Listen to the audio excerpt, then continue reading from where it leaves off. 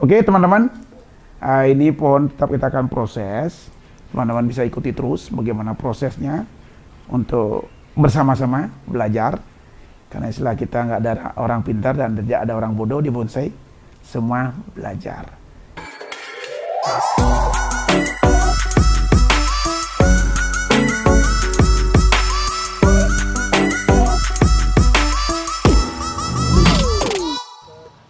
PBBI Jaya, PBBI hebat, PBBI maju.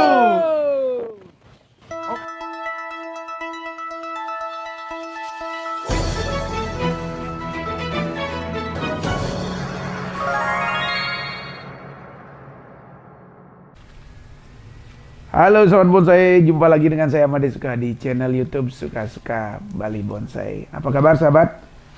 Jumpa lagi dengan saya. Nah, semoga teman-teman semoga dalam keadaan sehat selalu dan tidak kekurangan sesuatu apapun. Oke sahabat, jumpa lagi pada hari ini, yang mana hari ini kita mengupdate lagi bagaimana perkembangan serut yang pernah kita review dulu, kita kemas 4 bulan yang lalu. Nah, di sini di hadapan kita kembali update seperti apa perkembangannya, terutama berkait dengan perawatan. Karena di sini perawatan kita bahas dulu teman-teman. Selama 4 bulan, nah, serut ini kita rawat, kita pupuk. Nah, seperti apa kan kondisinya, teman-teman bisa perhatikan keberadaannya di studio Suka-Suka.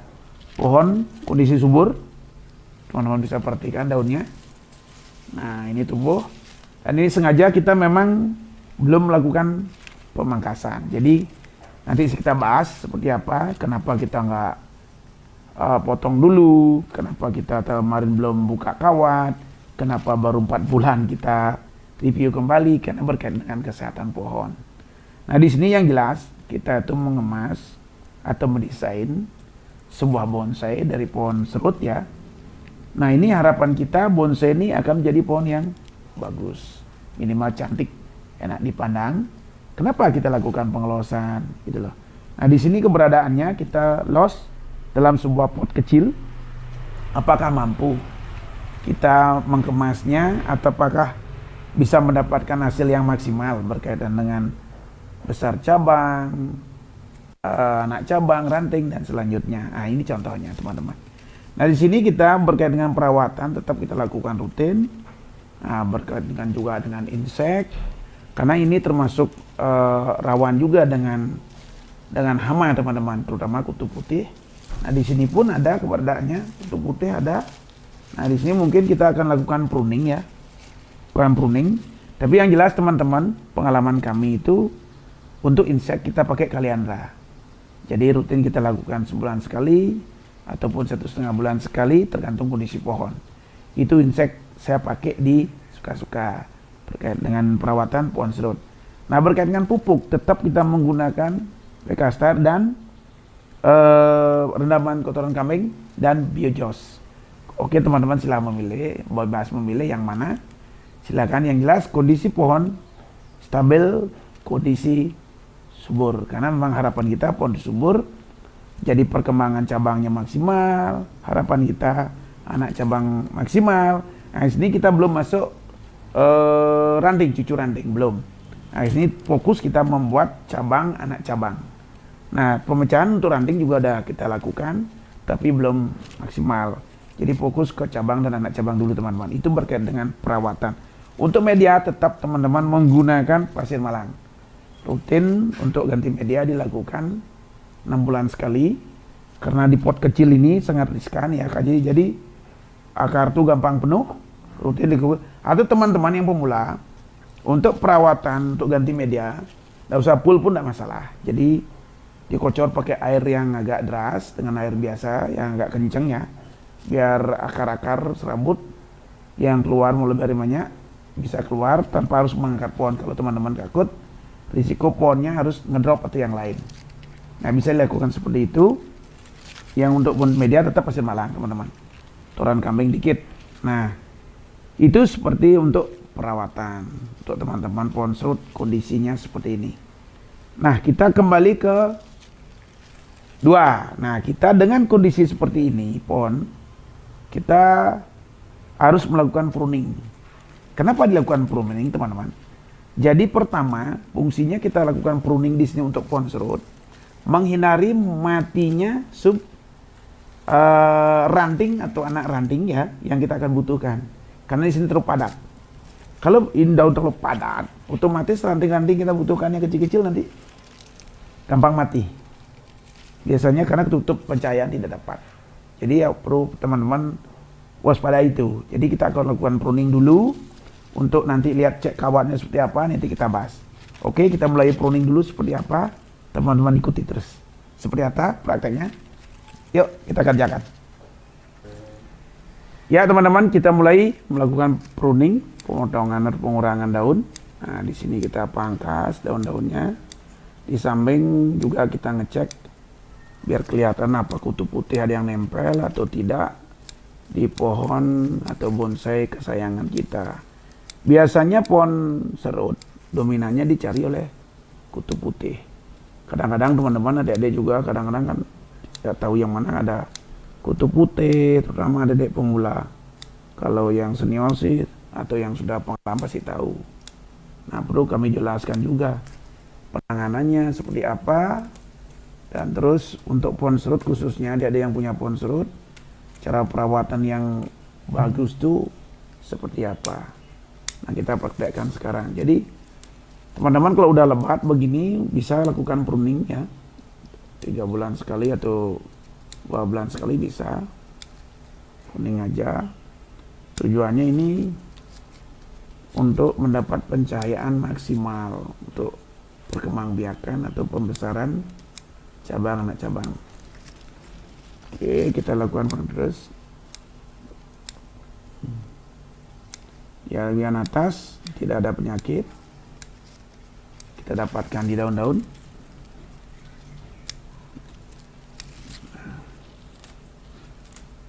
Nah, teman-teman, ini pada cabang pada bagian bawah kita dapatkan kutu putih. Nah, ini kutu putih. Jadi teman-teman yang tidak tahu, ini namanya kutu putih.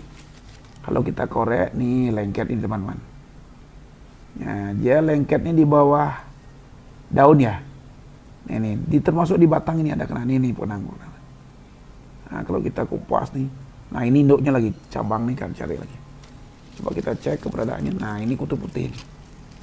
Ciri-cirinya dia putih, lengket. Nah, jadi ini bisa menyebabkan atau merusak ya. Kambium juga karena lengket nih, jatuh mata jadi coklat di sini nempel dia. Nah, ini penyakit ini. Ini namanya kutu putih. Untuk mengatasi ini atau menghilangkan kutu putih yang melengket di bawah daun-daun serutnya atau di cabang dan batang ini, saya menggunakan insek kaliandra.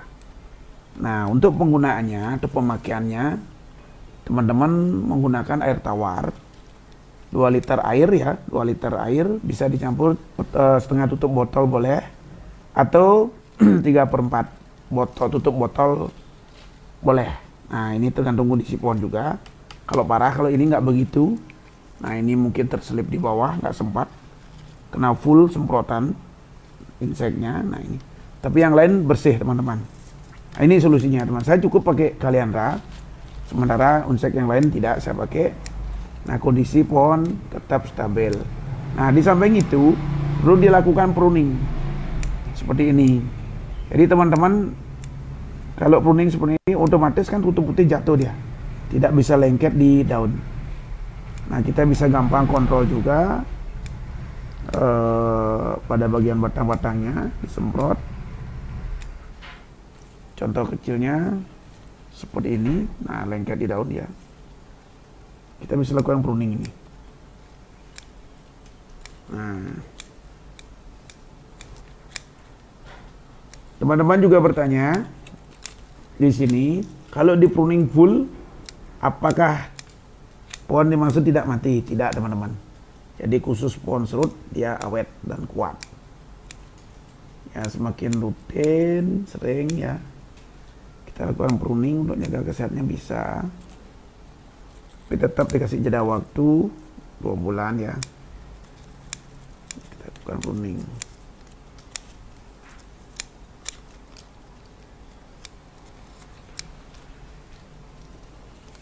Biasanya teman-teman, kalau pruning daun serut itu lebat, full ini, pasti ada yang ranting lah. Atau anak ranting itu tidak berkembang dengan sehat. Karena pencahayaan tidak full dia dapat. Seperti di bawah ini teman-teman, perhatikan. Nah, ini pun kita udah rutin juga lakukan perawatan pruningnya. Nah, seperti ini kondisinya. Ya, nanti saya jelaskan kenapa saya belum potong ini, belum kita pendekkan. Karena di sini kita masih mencari cabang-cabang atau anak cabang sesuai dengan harapan atau balance teman-teman. Oke, kita pruning dulu ya. Ya teman-teman, perlu saya jelaskan berkait dengan pruning bisa dilakukan dengan dua cara. Menggunakan alat gunting.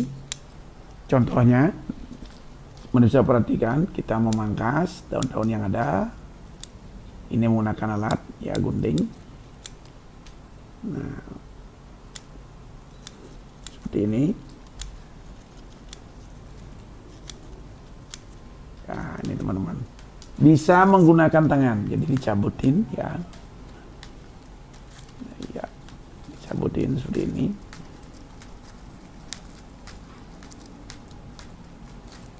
Nah, ini teman-teman. Apalagi bagian ujung bisa cepat. Nah,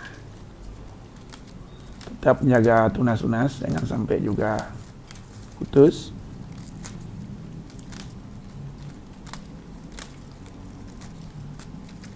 Nih dua cara ya.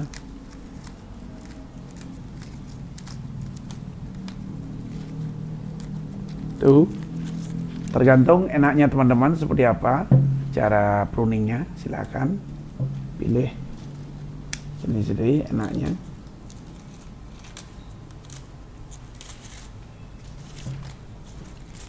Ya, kita lanjut pruning dulu.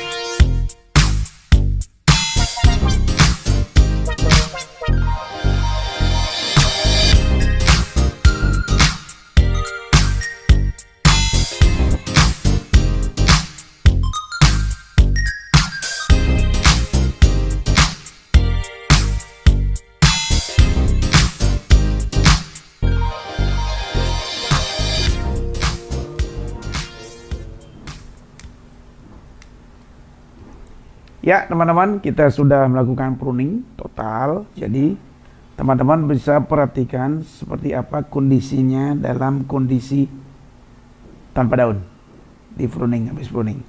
Nah seperti inilah kondisinya, yang mana pohon serut ini kita program di atas pot. Perkembangnya selama 4 bulan, yang kita update perkembangannya seperti inilah kondisi sekarang. Teman-teman bisa perhatikan sedetail. Nah setelah kita pruning kondisi pohonnya kelihatan tampak sekali seperti ini, panjang-panjang, menjulur-julur. Nanti kita jelaskan fungsinya apa, tujuannya apa, kenapa dibiarin belum dipotong, kok pada nggak potong-potong, kapan jadinya ini gitu. Nah ini kita jelaskan. Saya putar dulu, perhatikan. Ini fungsinya pruning teman-teman, jadi kelihatan ke dalam sekali, ranting-rantingnya kelihatan di dalam. Nah seperti ini. Nah terus langkah selanjutnya setelah kita lakukan pruning, nah artinya daun-daun sudah kita pangkas semua, cabutin semua, dan teman-teman juga sudah menguasai gimana caranya pruning. Ada dua cara, boleh dicabut, boleh dipotong dengan gunting atau alat ya. Nah terus biasanya kalau kita sudah pruning gini akan muncul kelihatan sekali mana yang nanti kita akan pangkas, mana yang kita akan buang atau kurangi. Karena kalau udah begini tuh kelihatan sekali. Nah mana-mana yang perlu kita pertahankan, mana-mana perlu yang akan kita masih loss dan potong. Nah, terutama di sini teman-teman saya perlu jelaskan. Di sini ada tunas-tunas liar ini. Nah, di sini ada tunas-tunas liar. Kalau memang tidak dipakai, tidak ada fungsinya, kita potong aja. Nah, kita buang aja. Ya, selesai itu. Nah, ini banyak nih, ada lumayan nih. Kita buang aja. Karena kita nggak butuhkan ya. Nah, di sini juga. Nah, di sini juga bagian depannya. Nah, ini nih, menghalangi batang ini. Nah, ini kita potong juga. Ya.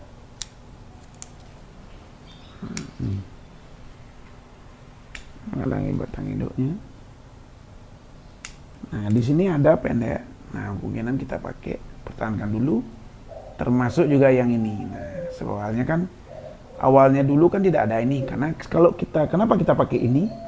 Jarak ini terlalu panjang kalau kita nggak pakai ini. Dulu waktu 4 tahun yang lalu, 4 bulan yang lalu, 4 bulan yang lalu ini kan tidak ada. Nah, kita tekuk yang di sini. Nah, ini terlalu lurus dan panjang sekali, sangat jauh. Nah, ternyata ada tunas di sini tumbuh dan sekarang sudah menjadi besar begini. Kemungkinan kita tekuk aja dikit pakai kawat. Nah, kita pakai yang ini karena pendek.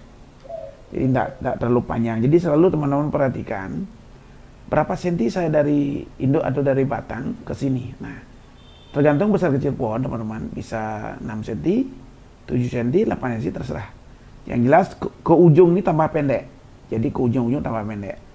Jadi logika alamnya pohon itu semakin ke ujung semakin mecah, ke makanannya semakin berkurang, semakin mengecil-mengecil dan daun pun akhirnya kecil.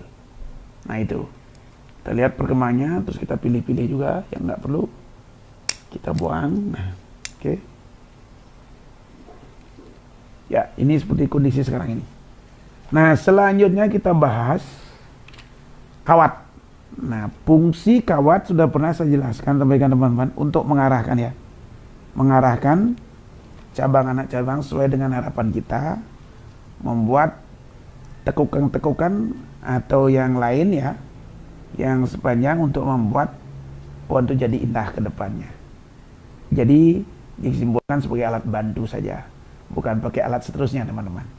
Tanpa pakai alat bantu kawat kita susah menekuknya. Nah, ini sudah populer kita pakai alat bantu kawat, terutama buat adik-adik pemula ya. Nah, terus setelah kawat itu terpasang 4 bulan yang lalu, nah sekarang kita buka. Yang mana yang perlu kita buka, yang mana belum. Yang perlu kita buka adalah, nah, di saat cabang atau anak cabang yang kita tekuk kemarin, seperti contoh ini teman-teman. Mohon diperhatikan. Ini dirasa udah cukup. Cukupnya kenapa? Jadi tekukan kita udah diem nih. Coba kita praktekkan, kita buka dulu ya. Nah, ini kawat ini kita sengaja saya nggak potong, kita buka dengan manual aja. Pakai tangan, adik-adik. Nah, bagi adik-adik yang pemula, kawat ini bisa digunakan lagi, jangan dibuang. Bukan harus habis pakai, nggak dipakai lagi dibuang, sama aja kawat. Nah, jadi adik-adik buka pelan-pelan, nggak usah main potong ya. Kalau kawat dipotong kan jadi boros. Nah, kita buka pelan-pelan, buka pelan-pelan. Kalau serut lebih gampang bukanya daripada pohon sendigi atau yang lain, karena lentur pohonnya. Nah, ini kita buka. Nah, kita lepas. Ya, kawat ini teman-teman bisa fungsikan lagi. Luruskan lagi nih, tarik aja bisa. Nah, teman-teman bisa pakai lagi, jangan dibuang. Apain beli lagi. Nah, terus di sini, nah hasil tekukannya tadi, kita buka lagi kawatnya nih induknya. Nah, pelan-pelan teman-teman perhatikan. Kita buka kawatnya. Ya, udah kita buka. Nah, ternyata gerak yang sesuai dengan harap kita yang tekuk itu nggak berubah, diam dia. Nah, inilah maksud saya kawat bisa dibuka. Jadi kondisinya udah diam, tinggal penyuburan nanti menyembuhkan tekukan ini, bekas luka ini. Nah, ini kan ada luka nih teman-teman, ada luka ini. Ya, kalau kita buka, dia akan balik sembuh luka ini. Jadi tekukan kawat ini nggak kelihatan. Namun hasil yang harapan kita, dia tetap diam seperti posisi seperti ini. Dengan tekuk-tekuk. Kalau kita nggak tekuk, dia akan lurus sekali. Nah, ini ya, oke. Ya teman-teman, dengan pembukaan kawat atau cara membuka kawat dalam penggunaannya di pohon ada 2 cara. Jadi bisa buka manual seperti saya sampaikan tadi, dan bisa menggunakan alat. Nah, yang penting mana efisien, mana efektif, terserah teman-teman. Kalau dengan alat, tinggal motong aja gampang teman-teman, bisa perhatikan. Nah, ya, tinggal motong aja. Nah, di sini kelemahannya ada. Kelemahannya ada kenapa? Memotongnya hati-hati sekali, jangan sampai kena pada bagian batang ya atau ranting atau bagian kambiumnya. Itu akan menyebabkan juga lambatnya pertumbuhan karena dia luka. Terus kawat juga tidak bisa difungsikan lagi karena dipotong kecil-kecil. Nah, seperti ini. Nah, kalau mau diluruskan nggak mungkin, nggak bisa dipakai lagi. Kalau pakai manual bisa dengan menggunakan tangan. Jadi kawat dibuka seperti biasa. Nah, seperti ini teman-teman. Nah, keuntungannya kawat ini bisa dipakai lagi. Keuntungannya kawat ini bisa dipakai lagi. Terus luka pada pohon atau ranting, pada kambium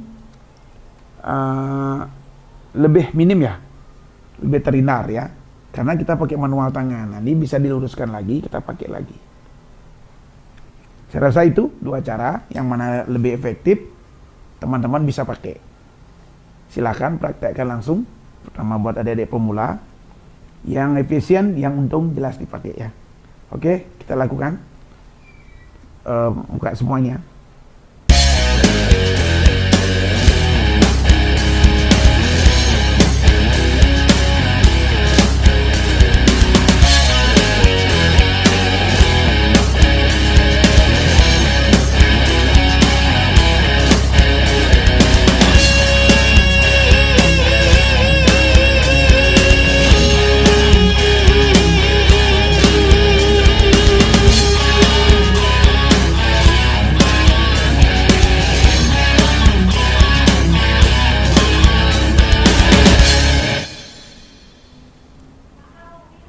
Ya teman-teman, tadi kita lakukan pruning, sekarang buka kawat. Nah, mungkin teman-teman ada yang bertanya juga mungkin nih, biar nggak jadi PR. Kenapa harus pruning dulu Pak D sebelum kawatnya dibuka? Jadi di sini ada efektifnya. Jadi mungkin teman-teman juga, adik-adik juga belum tahu ya. Kenapa saya pilih pruning dulu baru saya buka kawatnya? Karena di sini bisa menyebabkan tangan tuh gatal. Jadi kalau masuk-masuk ada daun-daun begini, kita buka kawat, apalagi kawat ini kita fungsikan lagi ya.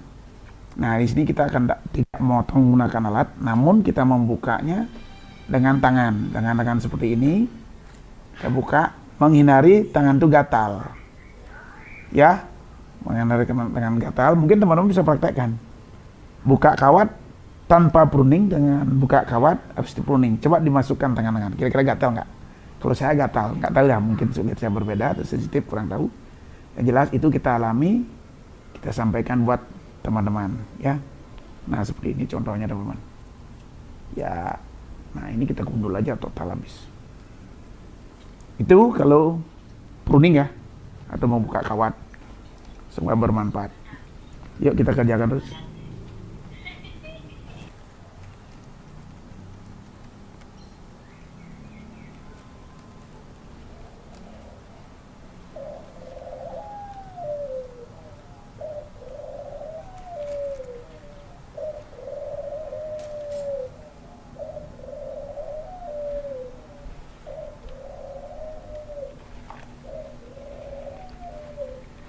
Ya teman-teman, bisa perhatikan. Di sini kita udah buka semua ya kawat yang pembentukan pada 4 bulan yang lalu. Kita bentuk seperti apa dengan kawat. Nah di sini saatnya sekarang tadi kita udah buka. Jadi total sudah buka kawatnya. Mungkin ada beberapa tunas atau yang baru perlu kita bentuk lagi dengan kawat. Itu pun tidak banyak karena pemilihan pada awalnya kita udah cukup, saya rasa cukup ya, membuat pengelompokan tajuk-tajuk nanti. Nah, sini teman bisa perhatikan. Nah, kemungkinan saya ada satu kawat lagi yang ini belum ditekuk ini. Satu, nanti kita butuh kawat. Yang lain saya rasa udah cukup. Nah, di sini ada beberapa tunas yang harus kita buang juga, karena kita nggak butuhkan di sini. Nah, seperti inilah prosesnya teman-teman untuk mencari atau mendesain ya terutama mencari besar cabang atau anak cabang. Jadi kita melakukan pengelosan ini. Tetap melakukan pengelosan. Saya tidak potong. Kenapa saya tidak potong? Kembali saya jelaskan. Flashback dikit ya, buat ingatkan teman-teman. Jadi kembali untuk memaksimalkan besar cabang anak cabang yang kita butuhkan. Sengaja saya bentuk dari awal. Saya kemas seperti jadi. Namun ujung-ujung ini saya nggak potong. Saya biarin los tetap. Harapan saya cepat besar. Sesuai dengan harapan yang cabang atau ranting yang kita butuhkan. Seperti ini teman-teman. Nah, prosesnya kita ikuti terus. Nanti saya update terus perkembangannya seperti apa. Teman-teman bisa saksikan ya. Ini kita tekuk lagi dikit nih. Kita butuh kawat.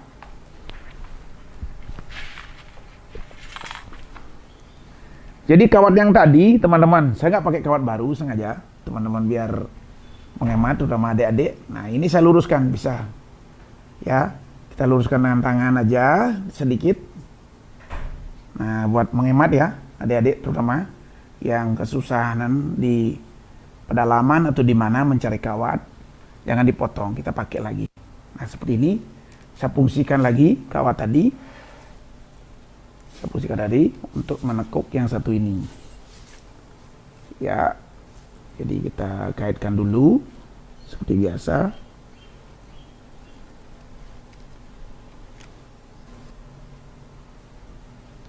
Ini kita udah tekuk ya, yang panjang tadi kita potong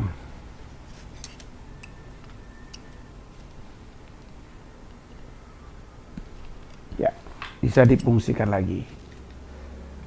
Nah ini teman-teman seperti, nah teman-teman tadi kita kawat sudah buka, jadi tetap posisinya tidak berubah seperti awal.